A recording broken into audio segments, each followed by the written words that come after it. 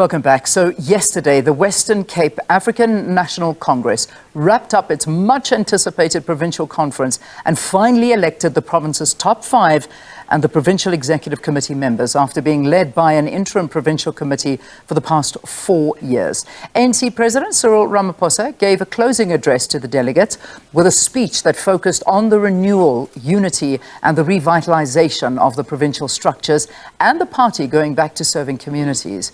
Ramaphosa also gave feedback on his Africa Peace mission to the Ukraine and Russia and confirmed that the BRICS summit will be held in South Africa this August.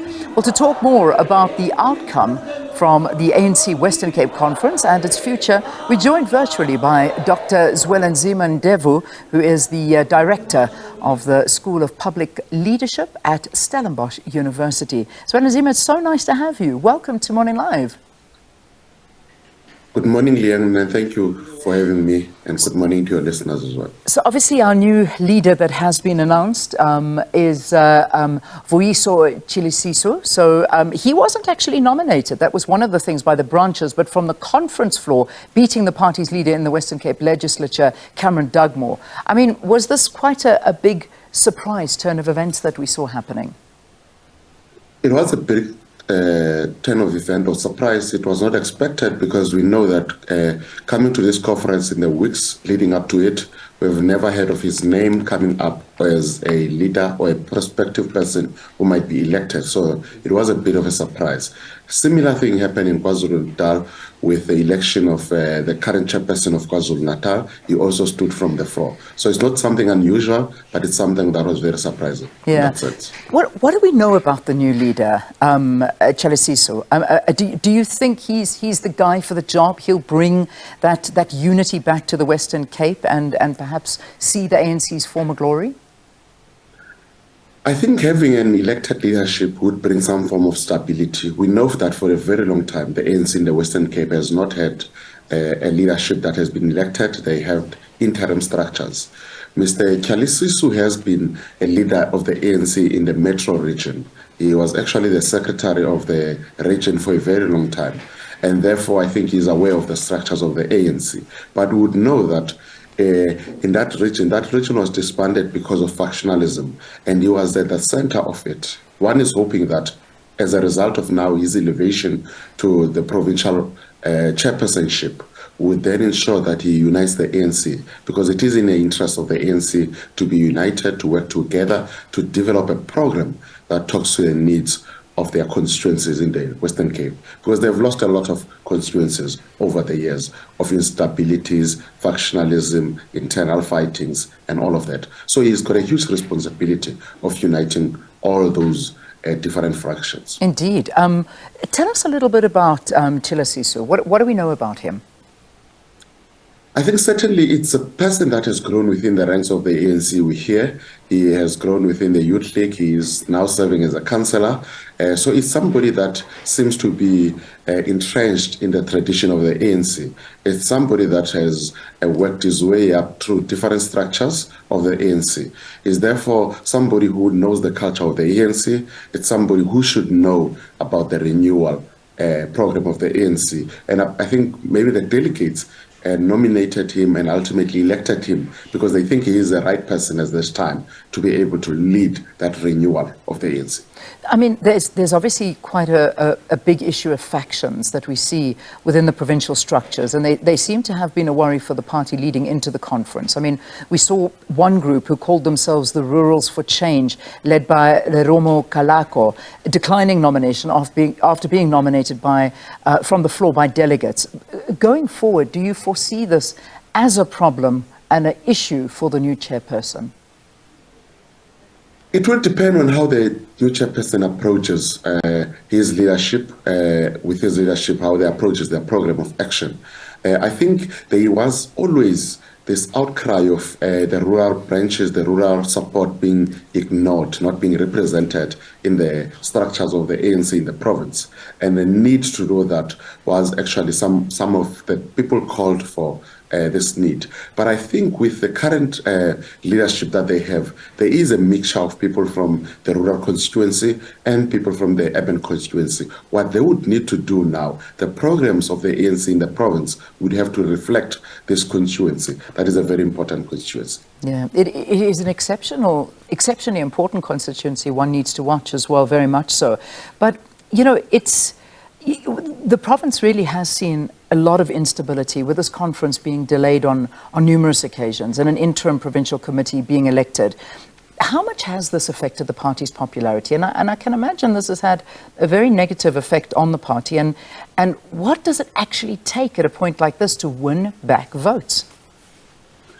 I think the factionalism, the instabilities, the fact that they did not have any elected leadership certainly affected the party negatively, as we would have seen in the previous elections, either be it at local government or provincial and national government, where they've done badly, they've not done so well, even in rural constituencies. So the leadership that has been elected over the weekend has a responsibility to start building the party. I think they should start building it by community, branches by branches, and ensure that they are strong constituency structures on the ground to be able, because you can't run an election machine from a provincial office, but you need to run it from the ground. So they have that responsibility. And I think for me, it is not something that they should concentrate mainly on attaining or retaining or winning the province in the next elections, but it's ensuring that they've got a very strong constituency, recover the lost ground in terms of support, and builds towards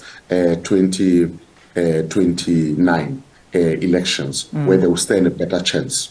Yeah, it'll be interesting to watch and see what happens. I mean, because, you know, the ANC in the Western Cape last elected a permanent chairperson in the form of Marius Fransman. I mean, that was a long time ago. And he, of course, faced many challenges and never really recovered from allegations that he received during his term. Would you say that this was a turn for the worse for the party when we look at the provincial leadership and the support from the electorate? It was a turn for the worse, but that decline has been something that has been coming for a very long time. We would know that when they lost power in that province, when they were no longer running the province, there were internal fights. The ANC was declining. Even in Maria's term, there was some form of stability, but that was short-lived. So it has been coming for a very long time. So one is hoping that this newfound stability is not short-lived as well, because we know that there was a lot of contestation. There are a lot of people that have touted to be available for being elected, but they did not get the required threshold. So we're hoping that those people will now work together with an elected leadership, and they would not start forming their own factions that would oppose or would work against the program of this elected leadership. Yeah, I find it quite incredible. I mean, we'll talk about the opening and the closing statements at this conference, and the one with the ANC Secretary General, Fikile Mbalula, giving that opening address at the beginning, saying he criticized members of the ANC in the Western Cape for being too preoccupied with wanting to be elected into positions instead of being an active opposition and holding the DA accountable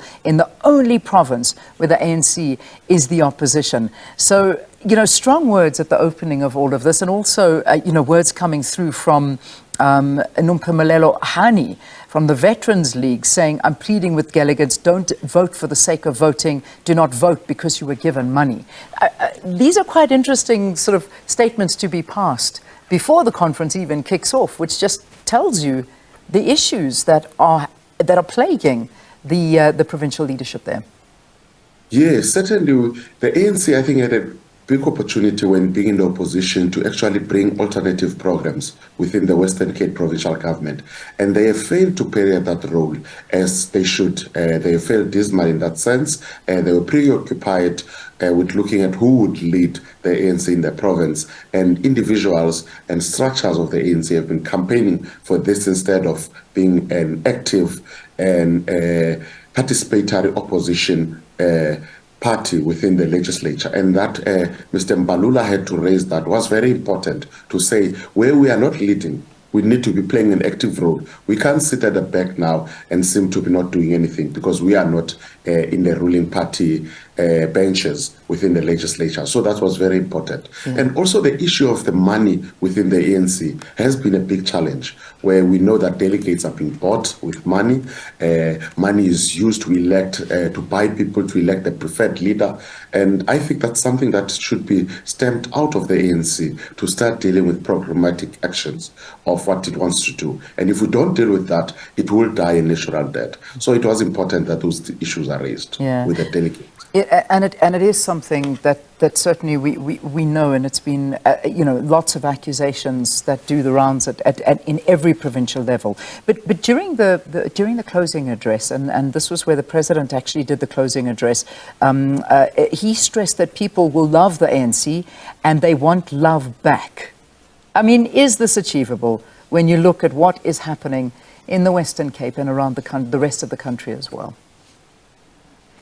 People no longer give blind love. They don't longer give unconditional love to the ANC. And the ANC must realize that people would like to see an ANC that delivers, would like to see an ANC that is corrupt-free, would like to see an ANC that has the political will to stamp out corruption. And if they don't see that, they would then not give their votes to the ANC. And the ANC must realize that. The notion of that people love the ANC unconditionally, it's long gone, that notion. People have conditions, and those conditions need to be met. And the ANC must realize that. If it doesn't realize that sooner, it would lose all grounds that it has currently. Yeah, it actually, you set a rather low bar when you have the president standing up in front of a conference and basically saying that the renewal process is firmly underway. The fact that you were able to hold the conference, you're setting a good example. I mean, surely this should just be a given. I mean, the fact that you have to be commended for actually holding a conference is a very low bar to set. I mean, am I being too critical, or is that how low the ANC has fallen in terms of being able to pull off a conference, and this is actually commendable, and we should be happy about that? You are certainly right. I think people have taken the fact that in the ANC in the Western Cape there is no leadership and there is instability as a norm. And the fact that now they were able to hold an elective conference after so many attempts to do so, it is highly celebrated. And I think this is not something to be celebrated, because it's something that is long overdue. It's something that should naturally happen when leaders, when their term of office is finished, then new leaders should be elected. And it's unfortunate that the ANC in the Western Cape would have to realize that constituencies are actually looking at you, how you run your own affairs. If you can't run your own affairs, people will be questioning as to whether you will be able to run public affairs. And we must start putting the bar at that level, where the organization is more efficient, an organization is more effective, an organization is more accountable to itself as well. And if you don't have that, then you are going to have these issues where people celebrate the fact that an ANC has held a conference when it was long overdue that they do that. I mean, not having a leadership for about 6 years is one that unfortunately has led to a lot of smaller parties rise in the province. And obviously we do see this. We know that the DA, this is a DA stronghold. But if we have to look at the ANC and something that has been termed the coloured votes, where do you think that they can attract the vote? Because it's a big voting force, and I imagine that's who they will be targeting. Certainly, the coloured vote is a majority in the Western Cape, whether one likes it or not.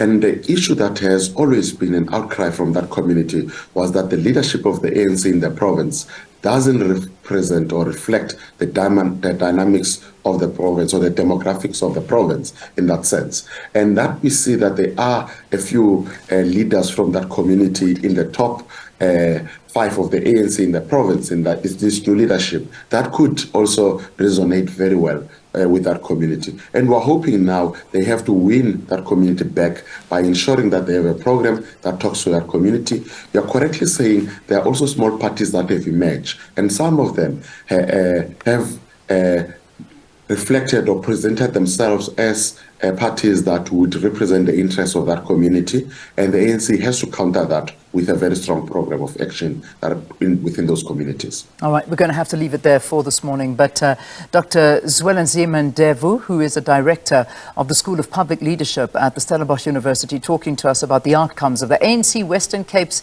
newly elected leadership.